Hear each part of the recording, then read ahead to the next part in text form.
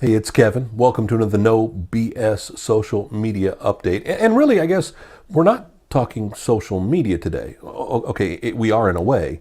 We're talking about your home online. We're talking, I hope, about your website.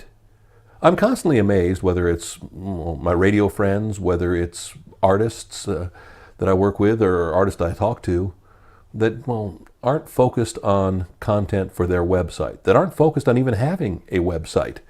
You know, a lot of times media personalities, whether it's radio friends or TV friends, they have the company website, they have the station website, but they don't have their own for their own exclusive content. Now, let's be honest.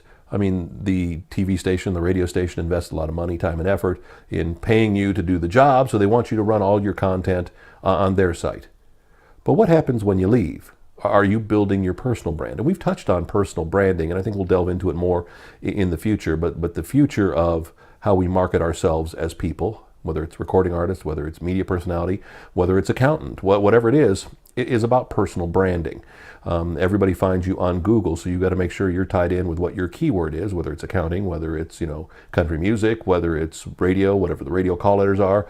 But at the end of the day, you want to make sure you're branding yourself in addition to a band, an accounting firm, a radio station, a TV station, whatever it is.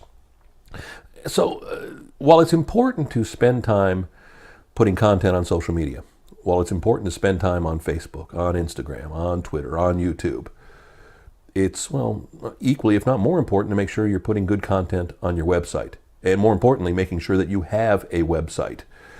Because at the end of the day, you want people to come to your home. The way I've tried to describe it in the past is when I was living in what I called Stepford, a little cul-de-sac I lived in, you could tell who was home, who wasn't home, and when all the neighbors would get together and chat out in the yard, by whose garage door was open. So if the garage door was open, that meant, hey, we're here, we're inviting guests, we're accepting people, come on by, we're here.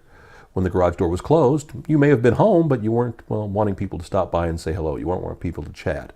So it's kind of like that with social media, where when you see the garage door open, there's Facebook, remember MySpace? Remember all the time and effort people invested in MySpace, only to have MySpace kind of wither away and die? You're not paying for these social sites, and I don't care whether it's Facebook, and Facebook is going through again your posts aren't going to be seen as much, and they're curating your content because again it's about selling ads. I understand that. I don't like it. I wish it weren't that way, but this is a democracy. This is capitalism at its finest, and they spend the money making the website. You don't pay for it, so you got to pay to play somehow. Much like with radio, if you want to listen to the music, the commercials pay for it. You don't have to. So I think with that kind of content, I think what you need to be concerned with is it's important to be on Facebook because that's where all your listeners, your fans, your viewers, whatever they are. But at the same time, you want to make sure to try to drive them over to your website to get them more involved in you. The more active you can get them, the more involved you can get them, whether it's collecting their email address, whether it's getting them to see exclusive content on your website, the more they're going to build, a base for you. It's easy to go find out what's happening with your favorite band just by checking their Facebook page. But if they remind you every now and again, they don't post all the exclusive content on Facebook. They do throw some on other sites. They do throw some on their website. But everything's available on their website, so you never miss a thing. Well, if they've got an active website, you're going to make sure to go there. You're going to make sure that people bookmark it. In the early years of the internet, we always told people to bookmark our radio station. And in reality, why? Why were they bookmarking it? We weren't creating any exclusive content. We did, as the years went on, creating exclusive video content, pictures and things like that, so they could see themselves, live vicariously through events they were a part of, and things like that. And that was driving traffic. So make sure that you focus on number one, having a website, and number two, creating content for the website as well. I'm one of those people, I've got a lot of different websites. I own kevinmason.com, kevinmason.us, kevinmason.info. I own a lot of the Kevin Mason sites because I compete with other people named Kevin Mason for visibility on the internet. But my kevinmason.com site is my bio, is my resume, is my basic site. kevinmason.info is all my social media info. If you want to go to kevinmason.biz, you can see links to all the websites I've either designed, or I should say I've designed, but that I'm actively involved with. The companies I work with, all of my Intensity Media sites are there, all of my personal sites are on there. Some of my silly sites are on there too. I have some silly stuff too. I mean, have you ever seen my Here's Maestro video cam? I got a video cam in my office 24/7. Why?